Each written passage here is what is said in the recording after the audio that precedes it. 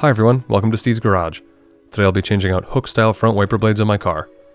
These are common on older vehicles, and you'll know you have them because the arms look like a little hook at the end. They're sometimes referred to as J or U hook, and you might even see a small or large J hook designation, but they all follow the same basic installation procedure. You'll know it's time for new blades if you have excessive streaking or chattering when you use your wipers. There's no sense in trying to squeeze any extra life out of the blades. In a best case scenario, they don't clean the windshield properly, and in a worst case scenario, they can start to come apart.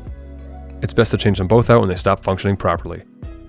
Many stores will carry wiper blades and some kind of index to look up the size and type for your car, but I've also included an Amazon affiliate link in the description if you prefer to purchase there. So grab the correct wipers for your car, and we can get to work. Once you're at your car, you'll want to hinge the wiper arm up to gain access to the blades.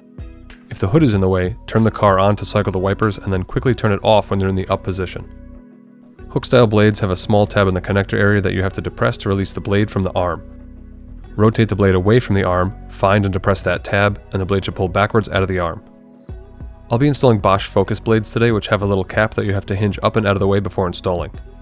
If yours look like this, open the cap, feed the arm through it, attach the blade to the arm, and hinge the cap down into place. The blade will click into place when it's properly seated on the arm. Focus blades also have this neat little wear indicator that changes from green to yellow to notify you when the blade should be replaced. Once both blades are installed, carefully hinge the arms back down. You don't want to slam them into the windshield and break something. Now just wait for the next time it rains or snows, and you get to enjoy your new wiper blades. Overall, this is a very simple job that can be done in a matter of minutes in any parking lot or driveway. If you have any questions or comments, please leave them below. Thank you so much for watching, and be sure to check out some of my other automotive tutorials here.